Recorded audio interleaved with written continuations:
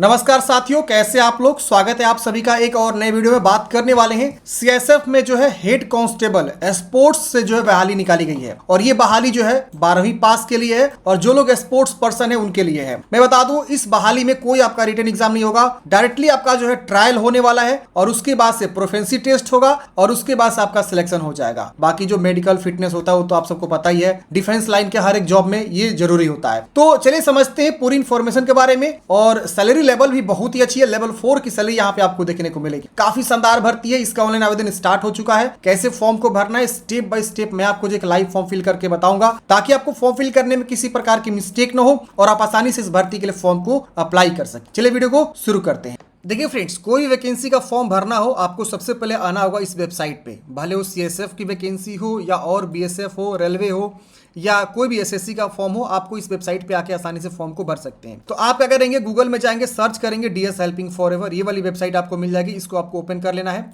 और यहाँ पे आप देखेंगे तो आपको जो है बहुत सारी वैकेंसी का जो अपडेट देखने को मिलेगा।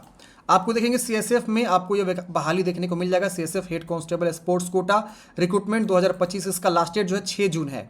इसी तरह से जितनी बहाली चल रही है वो सभी बहाली का जो है आपको नीचे में लास्ट डेट भी दिखाया गया है और इसमें आपको जो है अप्लाई लिंक भी देखने को मिल जाता है। हर एक बहाली का यहाँ पे आपको नोटिफिकेशन जो है देखने को मिल जाता है। यहाँ पे जो वैकेंसी आने वाली है उसका जो अपकमिंग में है उसका कब से स्टार्ट हो रहा है वो भी यहाँ पे आपको जो है दिखाया गया है। तो ये सारी वैकेंसी का जो अपडेट यहाँ से आप ले सकते हैं।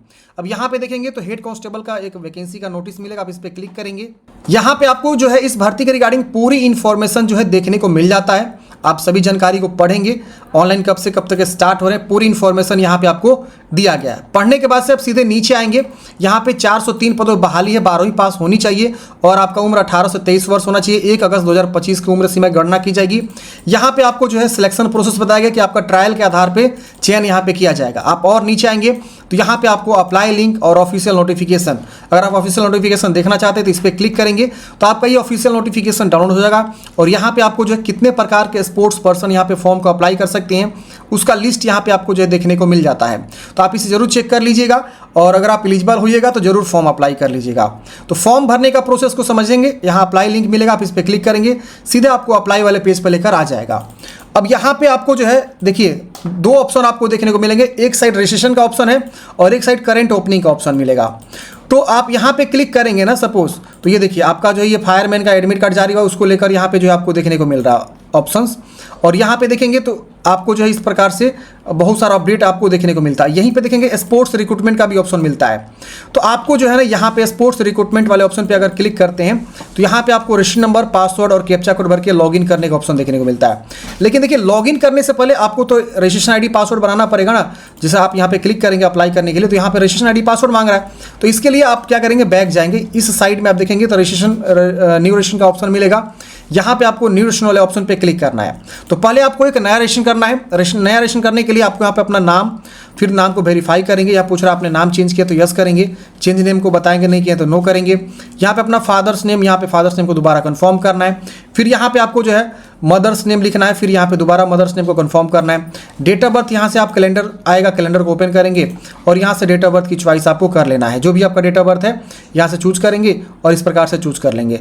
फिर उस डेट ऑफ बर्थ को यहाँ वेरीफाई कर लेंगे, जेंडर बताएंगे, यहाँ पे आपको एक कैप्चा कोड दिख रहा है, भरेंगे और उसको से सबमिट करेंगे। सबमिट करते हैं फ्रेंड्स। अगले स्टेप में आपको यहाँ पे कॉन्टैक्ट डिटेल्स भरने का ऑप्शन आएगा। यहाँ पे अपना mobile number, confirm mobile number, email ID, इसके बाद यहाँ पे कंफर्म ईमेल आईडी, उसके बाद से इसको एग्री करेंगे, इस कैप्चा कोड को जो यहाँ लिखा हुआ है यहाँ लिखेंगे और उसके बाद से यहाँ पे आपको सबमिट का बटन मिलेगा, सबमिट करेंगे। सबमिट करते ही यहाँ पे आप देखेंगे तो आपका रजिस्ट्रेशन सक्सेसफुली हो जाता है और यहाँ पे आपको बोला था कि रजिस्ट्रेशन आईडी और पासवर्ड जो है आपके जो है मोबाइल और ईमेल पे भेज दिया गया है। आप यहाँ लॉगिन वाले बटन पे क्लिक करेंगे। अब यहाँ पे आप देखेंगे तो इस प्रकार से डैशबोर्ड आ जाएगा। आपको यहाँ पे स्पोर्ट्स रिक्रूटमेंट 2025 जो दिख रहा है ना, आप इस पर क्लिक करेंगे और जैसे आप इस पर क्लिक करेंगे फ्रेंड्स, आपका जो है यहाँ पे जो है लॉगिन वाला पेज ओपन हो जाएगा। यहाँ से देखिए, यहाँ से भी आप नोटिफिकेशन को डाउनलोड कर सकते हैं। जो भी नोटिफिकेशन आप डाउनलोड करना चाहते हैं, देखिए आपका मेरिटोरियस स्पोर्ट्स पर्सन का जो है वुमेन के लिए यहाँ पे हेड कांस्टेबल की बहाली है और यहाँ पे देखेंगे ये भी वुमेन के लिए यहाँ पे दिखाया गया है। स्पोर्ट्स मैन एंड वुमेन दोनों के लिए अप्लाई कर सकते हैं मतलब। तो यहाँ पे ये जनरल ड्यूटी के लिए है, आप यहाँ पे देख सकते हैं। इसके बाद यहाँ पे भी आपको ये हॉकी के लिए स्पेशल है, मतलब अगर कोई हॉकी प्लेयर है तो उसके लिए यहाँ पे देखिए, यहाँ पे हॉकी रिक्रूटमेंट आपको देखने को मिलता है, तो वो इसके थ्रू फॉर्म को अप्लाई करेगा। लेकिन रजिस्ट्रेशन आप एक बार जब कर लेंगे ना, तब दोनों पे जाके अप्लाई कर सकते हैं उसी लॉगिन से। हॉकी वाला है या इसमें है, तो आप अपने अकॉर्डिंग देख लीजिएगा। चलिए हम यहाँ पे जो है क्लिक करेंगे। अब हमको रजिस्ट्रेशन आईडी पासवर्ड जो हमको प्राप्त हुआ है उसको लिखेंगे, कैप्चा कोड को भर के लॉगिन करेंगे। लेकिन ध्यान रखिएगा, ये रजिस्ट्रेशन आईडी को लॉगिन करने से पहले आपको ना एक बार अपना मोबाइल और ईमेल को चेक कर लेना है और देख लेना है कि यूजर आईडी पासवर्ड प्राप्त हुआ है कि नहीं हुआ है। और जैसे आपको यूजर आईडी पासवर्ड प्राप्त हो गया है तो आप ये जानकारी को लिख के और यहाँ पे सबमिट करेंगे। मेल को भी जरूर चेक कर लीजिएगा। चलिए हम यहाँ पे जो है registration ID password captcha code भर के लॉगिन करते हैं। लॉगिन करते हैं, यहाँ पे देखेंगे इस प्रकार से आपका जो है meritorious sports person main women दोनों यहाँ पे आपको देखने को मिलेगा। यहाँ पे आपको जो है क्या करना है, लास्ट डेट भी दिखा रहा है 6 जून आपका लास्ट डेट है। यहाँ पे आपको अप्लाई का बटन इनेबल होगा, लॉगिन करते ही शो हो जाता है इस प्रकार से, आपको इस पर क्लिक करना है। अब यहाँ पे आपका इंस्ट्रक्शन खुल के आ जाएगा, आप इंस्ट्रक्शन को अच्छे से पढ़ेंगे। यहाँ पे आपको कंटिन्यू का ऑप्शन मिलेगा, आप इस पर क्लिक करेंगे। अब ये देखिए इस प्रकार से आपका जो है जानकारी रजिस्ट्रेशन वाला शो हो जाता है। यहाँ पे आपको नीचे आना है, यहाँ पे आपको कैटेगरी चूज करना है, किस कैटेगरी से बिलोंग कर रहे हैं। अगर आप जनरल है तो जनरल चूज करेंगे, ओबीसी है, ईडब्ल्यूएस का भी ऑप्शन है, हर एक ऑप्शन आपको देखने को मिल जाते हैं। आप जिस भी कैटेगरी से बिलोंग करते हैं कैटेगरी चूज करेंगे। यहाँ पे आपको डोमिसाइल स्टेट बताना है, किस राज्य के निवासी हैं, यहाँ आएगा ऑप्शन चूज करेंगे। जेंडर बताना है, मेल है कि फीमेल है, यहाँ पे आपको नेशनलिटी ऑलरेडी चूजन रहेगा। यहाँ पे name of the sports event applied for, किस इवेंट स्पोर्ट्स के लिए आप अप्लाई कर रहे हैं, ये आपको यहाँ से जो है क्या करना है, चुनाव कर लेना है। जैसे कि आप देखेंगे बहुत सारा यहाँ पे स्पोर्ट्स इवेंट्स है, जो भी आपने खेला हुआ है उसको आप यहाँ से चुनाव कर लीजिएगा।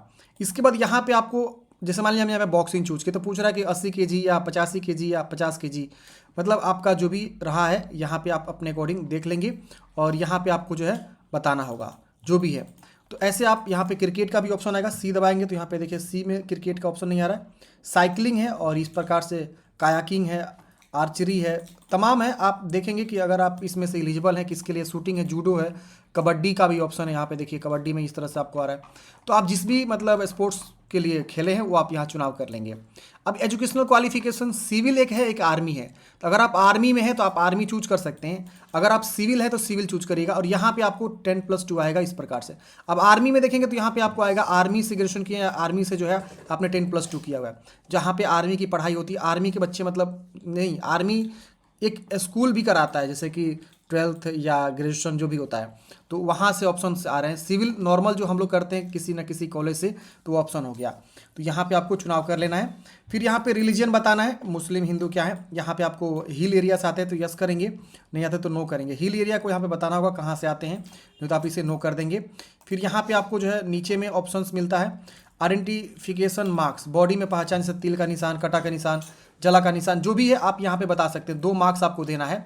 यहाँ पे आपका मोबाइल और ईमेल आईडी शो होता है। यहाँ पे आपको जो है आईडी प्रूफ चूज करना होता है, आधार, डीएल, पैन कार्ड। अगर आप आधार चूज करेंगे तो आधार संख्या यहाँ पे आपको लिखना होगा। और यहाँ पे 18 नंबर में आपको परमानेंट एड्रेस आपको यहाँ पे लिखना होगा। नीचे आएंगे तो यहाँ पे आपको परमानेंट एड्रेस में देखेंगे तो यहाँ पे आपको पोस्ट ऑफिस, यहाँ पे स्टेट, यहाँ पे अपना डिस्ट्रिक्ट, ये सब जानकारी भरना होगा, पिन कोड भरना होगा। फिर यहाँ पे परमानेंट एड्रेस आपको भरना होगा, जो भी आपका परमानेंट एड्रेस है अच्छे से भरेंगे। यहाँ पे जैसे कि देख सकते हैं बहुत सारा ऑप्शन दिया हुआ है, आप प्रॉपर एड्रेस को लिखेंगे, एड्रेस आप आसानी से भर सकते हैं। फिर यहाँ पे आपको पिन कोड भी लिखना होगा। अगर दोनों सेम है तो ऊपर वाला टिक करेंगे, सेम सेम कॉपी हो जाएगा। आप सेंट्रल गवर्नमेंट की एम्प्लॉई हैं तो यस करेंगे, नहीं है तो आप इसे नो करेंगे। इसके बाद यहाँ पे आपसे ऑप्शंस मांगेगा, यस करने के बाद से यहाँ पे आपको जो है पब्लिक सेक्टर में या कहीं पे आपने एम्प्लॉय स्टेट गवर्नमेंट में काम किए हैं तो यस करेंगे, उसकी जानकारी देंगे, नहीं तो यहाँ पे नो करेंगे। यहाँ पे आपको किसी कोर्ट के द्वारा कन्विक्टेड किया गया इसमें बताना है। आपको कभी डिसमिस किया गया किसी सर्विस से, सेंट्रल स्टेट गवर्नमेंट से, उसमें बताना है। आपको यहाँ पे कभी टर्मिनेट किया गया है किसी प्रोबेशन पीरियड में, ये सुनने में बताना है।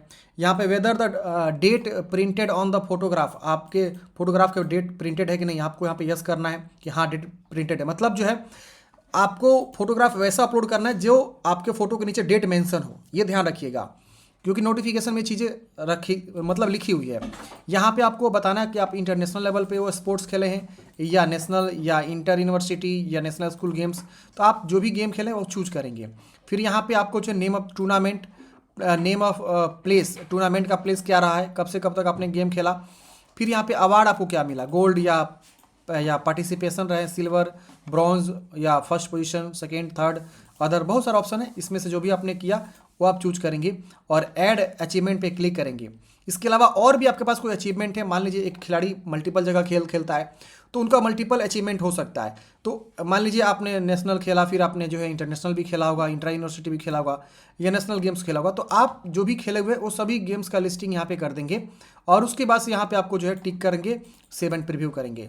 7 नेक्स्ट करते ही आपका अगला सेक्शन खुल के आता है प्रीव्यू वाला। यहाँ पे आप जानकारी को चेक करेंगे कि हाँ सारा जानकारी सही है। अगर यहाँ कुछ भी गलती है तो आप एडिट करेंगे, नहीं गलती है तो इसको टिक करेंगे और यहाँ पे फाइनल सबमिट का ऑप्शन मिलेगा, इस पर क्लिक करेंगे, इसको टिक करना होगा यहाँ पे और उसको से फाइनल सबमिट। अब आपका इस तरह से देखेंगे आपने फॉर्म को फाइनल सबमिट कर दिया, आपको ओके करना है। ओके करते ही अब यहाँ पे आपको जो है अपलोड वाला सेक्शन आता है। तो यहाँ पे आपको जो है 10th क्लास का सर्टिफिकेट अपलोड करना है, पीडीएफ में 1 MB से कम होना चाहिए। यहाँ पे जो है 12th का जो सर्टिफिकेट और यहाँ पे आपको फोटो अपलोड करना है। अगर आपके पास 12th का सर्टिफिकेट नहीं है तो आप यहाँ पे मार्कशीट भी अपलोड कर सकते हैं। यहाँ पे फोटो बोला गया कि 3 मंथ से ज़्यादा ओल्ड नहीं होना चाहिए और आपके उस पर फोटो के नीचे जो डेट मेंशन होना चाहिए कि कब आपने फोटो खिंचवाया हुआ है। यहाँ पे आपको सिग्नेचर अपलोड करना है। फोटो गाइडलाइंस में आपको एक बार दिखा देता हूँ कि फोटो का गाइडलाइंस क्या कह रहा है, ताकि आप बिल्कुल जो है उसी तरह से फोटोग्राफ को अपलोड करेंगे। गलती नहीं करेंगे, गलती करेंगे तो हो सकता है कि आपका जो है फोटो रिजेक्ट हो जाए, मतलब फॉर्म ही रिजेक्ट हो जाए। समझ रहे हैं ना। देखेंगे फ्रेंड्स यहाँ पे आपको जो है साफ साफ क्लियरली मेंशन किया गया है कि आपने कब फोटो खिंचवाया हुआ है। ये आपका जो डेट उसके ऊपर यहाँ पे मेंशन होना चाहिए। देखिए, photograph has been taken must be clearly printed on the photograph. Photograph के ऊपर जो है डेट आपका मेंशन होना चाहिए, कब आपने फोटो खिंचवाया हुआ है, यहाँ पे देख सकते हैं। और यहाँ बोला गया कि 3 महीने से ज़्यादा ओल्ड नहीं होना चाहिए, तो उससे पहले का आपका फोटो, मतलब उसके बाद का होना चाहिए, ये नहीं कि उससे पहले का हो। तो ये ध्यान रखना है। ये आपका जो recent colour passport size photo में आपको मांगा गया है, समझ गए। तो ये आपको सही से ध्यान रखना है और इसी गाइडलाइंस के अकॉर्डिंग आपको फोटोग्राफ यहाँ पे चूज करना है। और यहाँ पे जो भी आपका जो है सिग्नेचर है वो आप जो नॉर्मल सिग्नेचर करते हैं और 10 KB से ज़्यादा नहीं होना चाहिए, नॉट लेस देन 20 KB, 10 से 20 KB के बीच बोला गया है।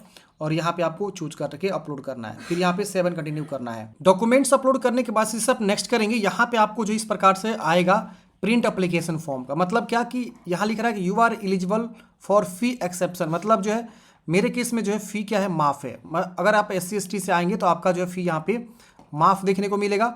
और आप जो यहाँ पे क्या करेंगे, सीधे यहाँ पे क्लिक करके प्रिंट आउट निकाल लेंगे। लेकिन अगर कोई बंदा जो है OBC से आएगा या SC ST से आएगा तो उनका जो है सॉरी OBC और EWS अगर वो आता है EWS, और इसके अलावा जनरल से अगर कोई आता है UR से, तो उनको जो यहाँ पे आवेदन शुल्क यहाँ पे देना होगा, जो भी आवेदन शुल्क लग रहा है। तो अगला स्टेप उनका जो फ़ी पेमेंट होगा और वो क्या करेगा, यहाँ पे जो फ़ी पेमेंट जमा करेगा और उसके बाद से उसका जो है फाइनल प्रिंट आउट निकल पाएगा। लेकिन जो बंदा SC ST से आएगा, फीमेल से होगा, उनका फ़ी यहाँ पे माफ़ रहेगा, उनका तुरंत यहाँ पे प्रिंट एप्लीकेशन जो है हो जाएगा। तो इस तरह से हमने बात किया कि CSF में जो बहाली निकाली गई है स्पोर्ट्स कोटा से, उसके लिए कैसे आपको फॉर्म को अप्लाई करना है। आपके मन में कोई भी डाउट्स है, कमेंट है, आप कमेंट बॉक्स में पूछ लीजिएगा फ्रेंड्स। मिलता है किसी नेक्स्ट वीडियो में। जय हिंद, आपका दिन शुभ हो।